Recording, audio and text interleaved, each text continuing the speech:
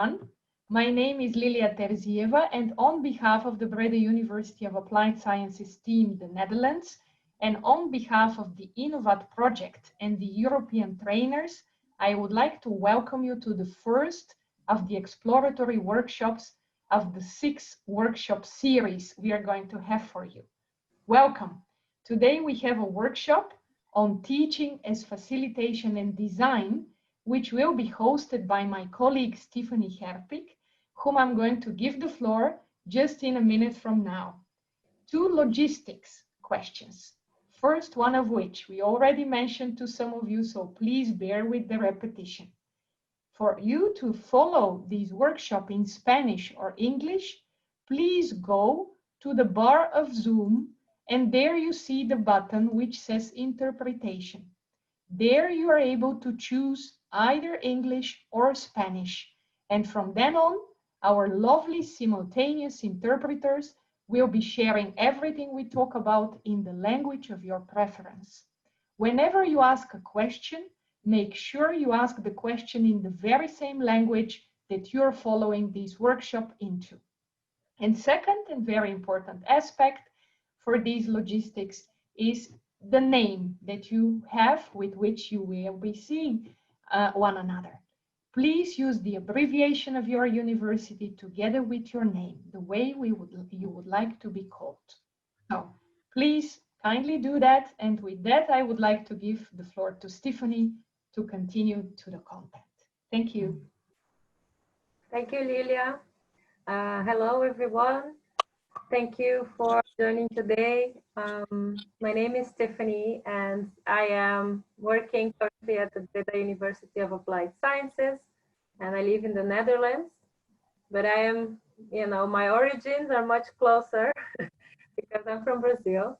And I'm really excited about this workshop, and hopefully my intention today is to share a little bit of my experience as a designer in education, and hopefully to also inspire you to use some things to just maybe think differently about how you could transmit knowledge, create knowledge with your students, and add to your definitely all the tools that you already have in teaching. So I'll start sharing my screen with you, and we'll get this. Just let me know if you can see, or Lilia, the presentation is working. Yes, you. All right. So I will try this different than the first group with Chile, because before I had my English presentation next to my Spanish presentation. And although that was handy, it was a bit difficult to visualize for the participants. So now I will challenge myself into showing a presentation in Spanish and speaking in English. I speak Portuñol, as you might know. I'm not so fluent in Spanish. So I hope I don't get too confused, but I'll try my best to share some ideas. This is the setup for the workshop of today. My intention to you for this workshop is to share some ideas based on my experience, my education as well in design and facilitation. Share as well one example of how we apply this in Breda University of Applied Science. I know that the context and the culture of the countries and the universities are different, and not everything that I present is easily adaptable or easily applied in every university. There are always ways, moments of the adaptation, and also trying and seeing what works. So in not a way that I want to tell you what you should do, but maybe just to provide some food for thought. What I want, for us to accomplish by the end of this workshop is to have at least the beginning of a design of a learning experience. This design, I would like you to do in groups, and you're going to work in groups with your colleagues from different disciplines and different universities together. We are going just to put you randomly together with a group of 5 people, and you're going to work on a challenge that you like students to focus on as a and design this experience together. We'll divide this workshop into parts. The first part, I will share you some ideas. We'll start discussion soon, but I want to share some ideas, some concepts, and an example. And we'll have some moments for questions and answers. Then we'll do this group exercise with the tool that I designed for this workshop. And then in the end, it will present your ideas, and we'll have some moment to reflect and share some insights. Some of the information that I included here was already said by Lilia. In total, we have 2 hours for this workshop. And I would like to start with a question, or actually it's not a question, it's a statement. Huh? The statement that the teacher must always have an answer for the student. I will invite you to use Mentimeter to share with us what are your thoughts on this. You can start by saying agree or disagree, and then maybe give a little bit of a brief explanation. Why do you agree with that and why you disagree? Maybe you have a place in between agree and not, also possible answer. If you used Mentimeter before, if you have scanner in your phone, you can use the scanner to scan the QR codes, and will lead you to the page of Mentimeter. Or if not, you can also just open .com and add the code, and there you can share your insights. And while you're doing that, I will stop sharing my presentation and open the Mentimeter, so you can see the answers as they come in.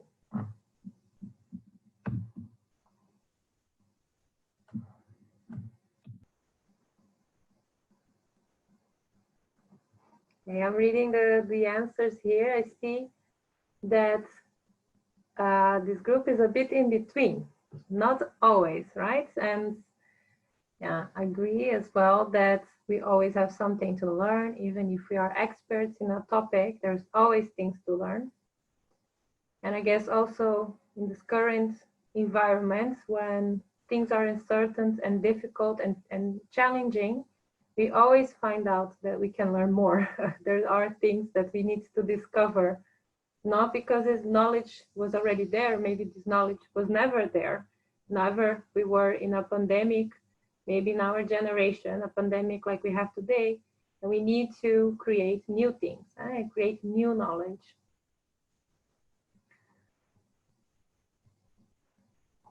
Yeah. Thank you very much for sharing your thoughts on this. I will go back to my initial presentation now.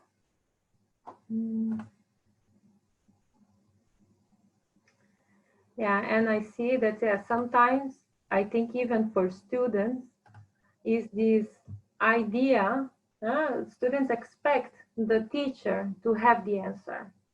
Even if you make sometimes a question or impose a challenge, they expect you to know how to solve that problem, how to solve that challenge. But what I want to start today, it's not only the fact that we have to recognize sometimes that we might not have the answer, but what if you design a challenge and set up in a way that students can fail and learn from their failure, and that you never tell them the answer and they have to look for the answer themselves. This is the essence of facilitation, of creating an experience in which you never give the answer. You always give maybe more questions, more critical questions, and students have to think and look for the answers themselves. So this leads me to a little bit going back, because I like maybe you as well as I came from another way of teaching that was not about, or maybe that we all expected, the teachers to have the answers. And this context was, these mindsets, before that the students, they go to the university, and the university is the house of knowledge, where we consume knowledge. This is where we go. Maybe we consume from books or from, articles, journals, but the knowledge is in a place, and it's in the minds of the teachers, and this is where I'm going to get my knowledge. So the teachers or the docents of higher education also will decide what to share, what they need to give to the students, what are the knowledge that they need to be able to be successful in certain profession. Also, that we expect that the students will listen to us, they will memorize this information that we're giving, this knowledge, and they will learn from that. And this is the essence of learning, and the way to learn. And also that how we test our students, how to know for certain that they learned is to test them and make sure that we expect them to have the right answers. This is the only way they can move forward. But we have to consider now that we have a change in the context. And this context, it's also a philosophical, kind of a philosophical way to see it, is the context is always changing. And since I've been studying design and facilitation, this always has been repeated, in the last years. But I think now the world that we live now, we cannot neglect and not ignore that change is constant, right? It's a world of uncertainty. And this is the world that we have to work, and we have to do our job, and how we contribute, how we're going to develop ourselves. So it's a world that we call VUCA. This is not a new terminology. This already existed since the 70s, but it's more current than ever. So it's a world that we live, it's volatile. We have a lot of uncertainty. We have complexity and ambiguity. And to be able to, all this VUCA world, they create problems that are even more complex than before. And to be able to solve these complex problems or to work these challenges, we need new abilities. And it's not abilities just with knowledge. We just don't need just knowledge. We also need these skills. And we call this the 21st century skills. And there are communication, collaboration, creativity, critical thinking, and citizenship. Then in these five abilities, we have to work with our knowledge. So what we do with the knowledge that we have is more important sometimes than knowing. And I see that someone raised their hands. I will give you a chance to make a comment. I just want to finish this part. Another thing that we have to consider now in education, in the context of the university, is we have a more globalized, we have more internationalization in universities, especially here, of course, in Europe. It's very common to have international courses with students from diverse backgrounds. But there's also democratization with higher education. Nowadays, just to have, to not have a university diploma, it's a bit difficult to be able, to be successful, to have a good job. Not that it's impossible, but it's almost like a requirement. And with that, also, we have students now coming into the university that usually would not opt to go to the university in the 70s or in the 80s, because the university was for people that had academic inclination. So now we have to work with students from the most varied backgrounds, and necessities and ways that they learn are different. But also to create a space when they both can work together is another challenge of this new context. So again, it's not about what you know, but how you use what you know. Someone raised the hand, I think was Aldo. Would you like to say something here? Or maybe it was just a mistake. in the job and the role of the teacher, his functions in education. We have two new functions, new roles, or that we might consider now. One is the facilitator and the other one is the designer. And I explicitly said here the designer of an educational experience, of a learning experience, not a designer of a product, but as an experience. Often these both go hand in hand. There's almost no way to separate them. But I separated here because I wanted to say how this impacts what we do in the classroom or at the university. First, as a facilitator, we are expected here, instead of giving the answer or giving the knowledge or transmitting the knowledge, we are there to provide resources and to monitor progress, to give feedback, to intensively give feedback. So we don't have as a response, we might create challenges that don't have an answer yet. And then we focus on helping the students or motivating the students to solve that problem. We also teach the students to be self-sufficient in their learning. Instead of always giving the answer, we encourage them to go and find the answer themselves.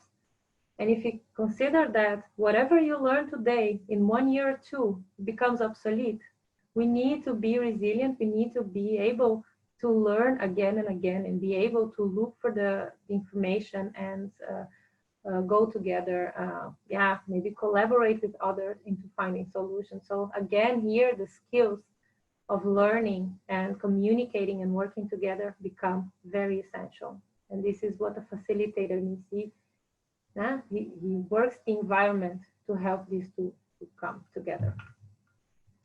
And as a designer, you have here again the shift between knowledge transmission and to problem solving. And this reflects in a few things.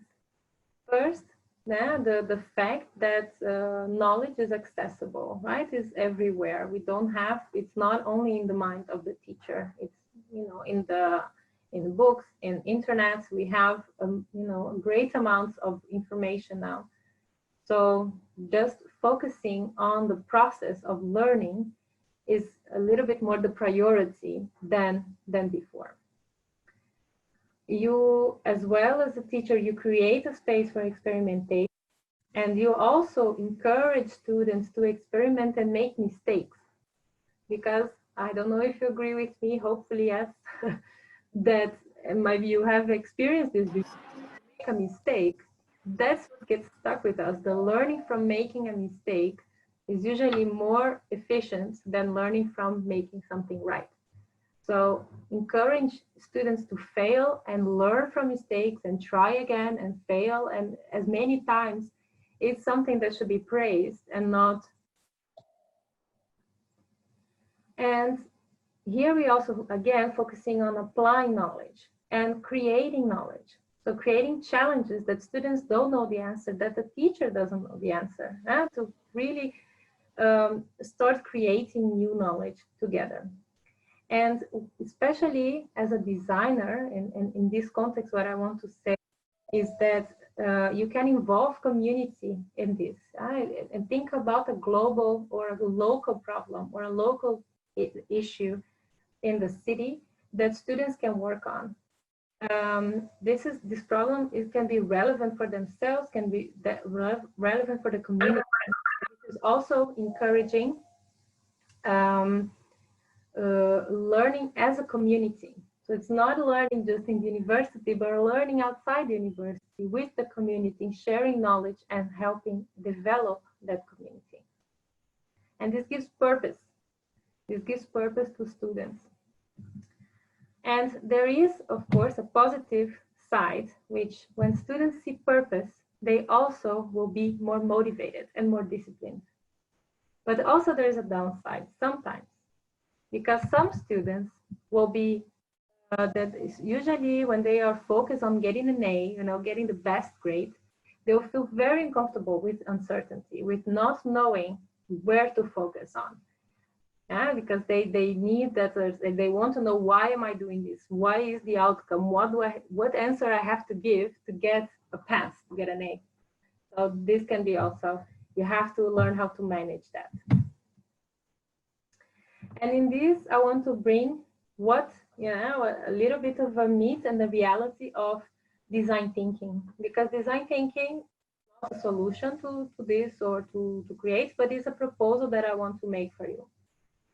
And why design thinking? Yeah, the first thing that we think, okay, design thinking is just a method to work creatively to solve problems. This can be, but it's not the only thing. Design thinking is more of a mental model, and they englobe this analytical thinking, systemic thinking, and really embraces different ways, different perspectives to create knowledge. So it's a little bit in between. It's in between the analytical and the intuitive thinking, and can bring these two worlds together. And to solve complex problems, this can be a very good approach. But yeah, design thinking is not the answer to all the world's problems. And especially in education, there's a lot of ways that I learned recently because I've been teaching for 10 years now, and I never had a pedagogical training. I never had teacher training until a year ago. And how did I get by? I did get by with design. And it really helped me. And this is my background. So I really, milk that cow a lot. And I really was able sometimes successfully to create a very good learning experience with my teacher training. And I was super curious to do that. I was really looking forward to have the opportunity. I learned in how many ways design and teaching come together, or they sometimes complement each other, sometimes they're the same. And these are some of the ways. I'm not going to explain. Perhaps you already use this in your class, but you have all these ways in which you can, they converse, they are together, they dialogue. So you can use them together to create a space for learning. What are the design thinking phases in a way? Because I even share a handout with you and I explain a different model, bit of a different model of design thinking. So design thinking has these steps, but it's not necessarily one way to do it, or to have to follow the phases. I can see a lot of similarities with design and research, for instance. So I have here this example, but I was working more with this. And I show you a little bit the explanation of the different steps. So what we have to think here is what the principles of design is that it's not linear. Go back and forwards, and especially in this experience in the classroom, when you're designing this experience, think about this non-linearity of the process of the process. Also requires learning experience can use multidisciplinarity. So students from different disciplines, from different knowledge bases coming together, different backgrounds. And just allow creativity. That's why this open-ended question, this open-ended challenge is so important.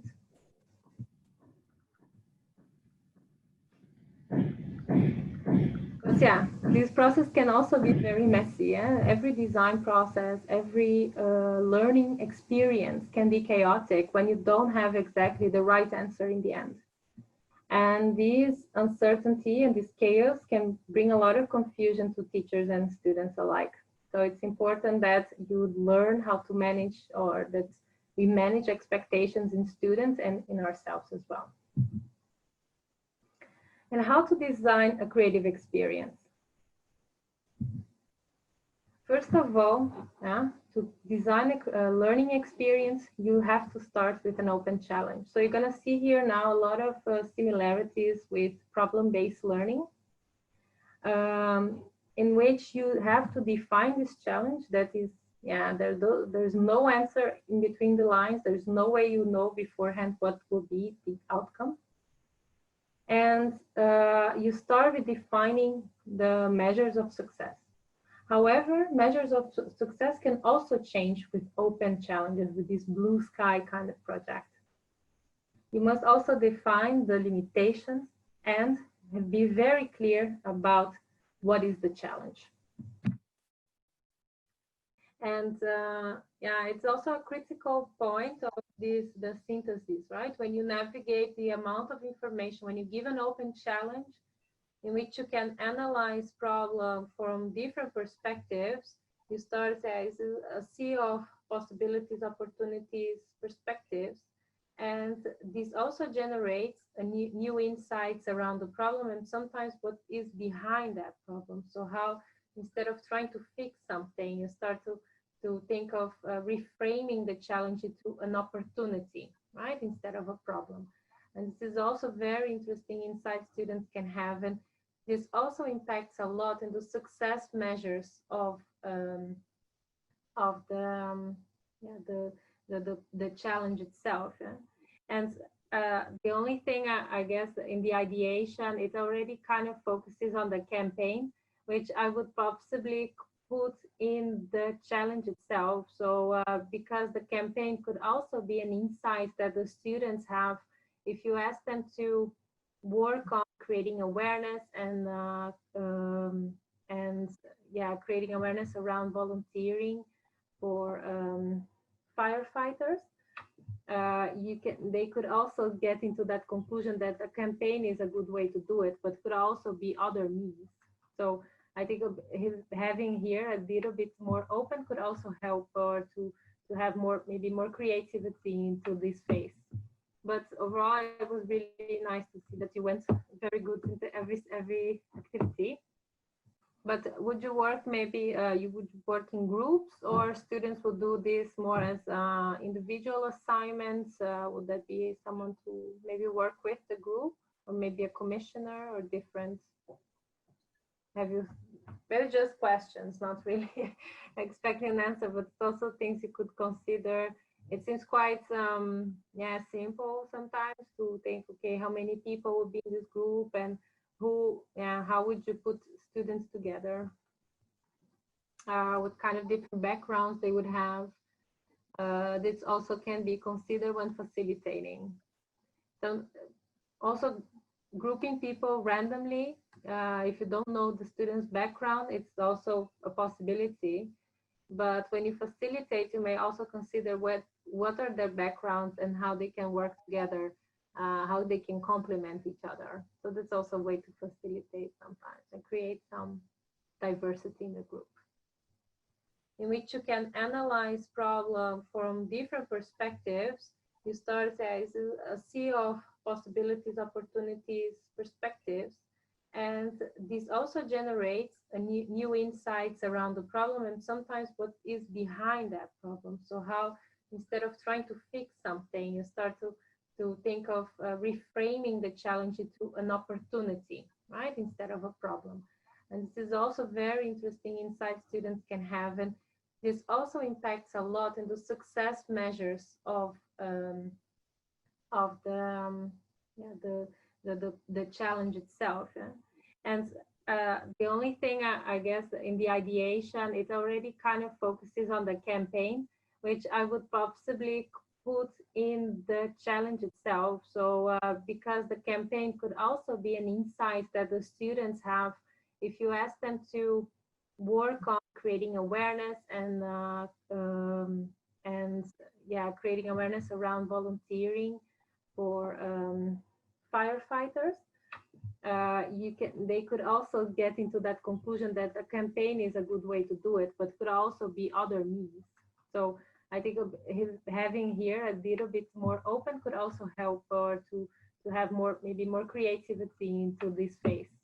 But overall, it was really nice to see that you went very good into every activity.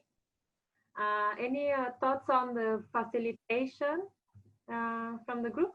The facilitation method. The time was limited, and I was aware of that. You know, never enough time to do. And when you're talking, when describing complex problems and challenges, you want to design an experience. There's a lot more thought that goes, you know, behind it. It's facilitation itself. It's you have to organize so much to allow chaos to emerge in a way. So it's a bit contradictory, but it's one thing that you need to keep in mind. And I guess that, yeah, what I see in the process, I didn't expect to be super well done. You know, it worked in detail.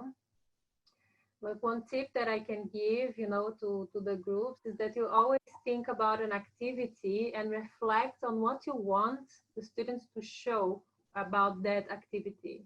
So if you are, if you're asking them to create something or to analyze or to describe something, what is the format? What is the evidence that you expect them to show that they concluded that step, right? Because if you make it too abstract, too subjective, they will not know what they have to do exactly. So this is very important to have concrete outcomes, concrete expectations of in every activity, and also a clear learning goal. I think one of you said is important they know why they're doing that. So also that you are able to explain what is the learning goal behind that activity. Mm-hmm. You're welcome. Yes. Edmundo? ¿Sí? Edmundo? ¿Puedo hacer una pregunta? May I ask a question?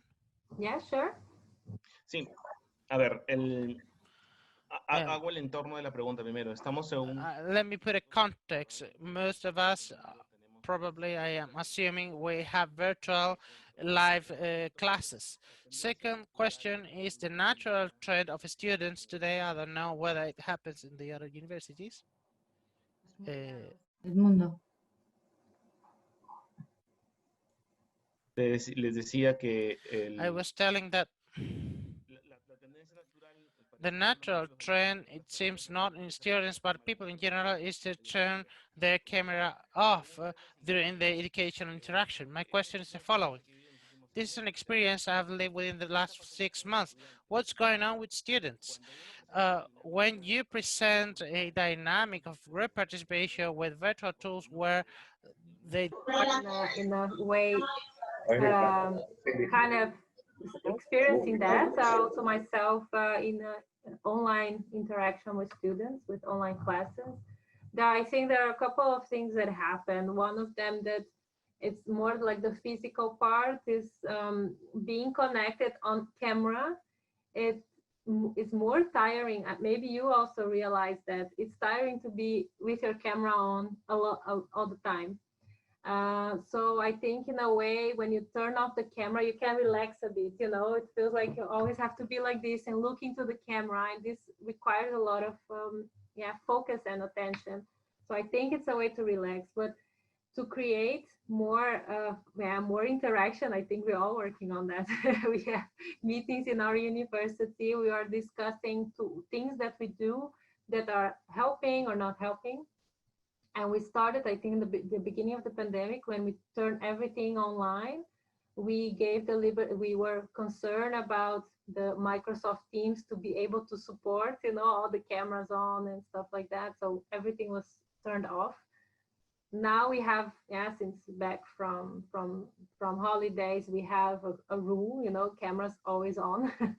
So it's to kind of see the students, because as teachers we also want to see them, and we want to see they're interacting and looking to the camera and nodding or doing something, right?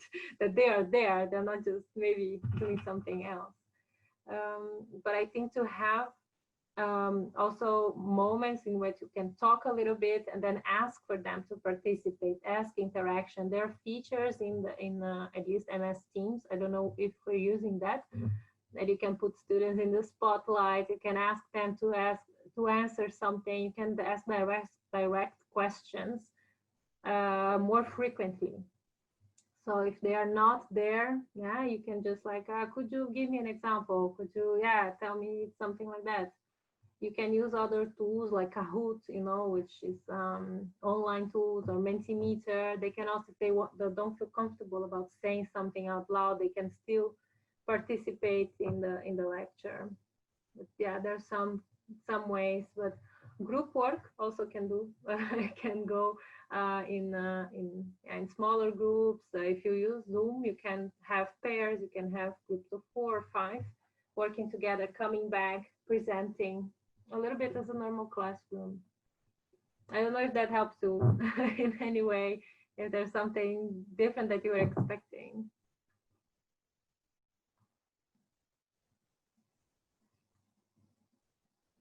Gracias. Okay, you're welcome. Yes, Ana Lucia, maybe time for one more question and or comments. Please, Ana Lucia Martínez for UDEC. Sí, yo quisiera hacer una pregunta. Gracias por... I would like to ask a question. Thank you for your presentation. I was wondering if maybe on a subject there are different subjects, there are different learning goals with different contents, and these challenges, how do you recommend to address them? Does it have to be balanced? Do we have to constantly be making challenges per content or general challenge? And different types of learning methodologies, because it's quite harsh and you need to plan it well. So what do you recommend to do for those who are not used to deal with this kind of challenges in our teaching methodologies?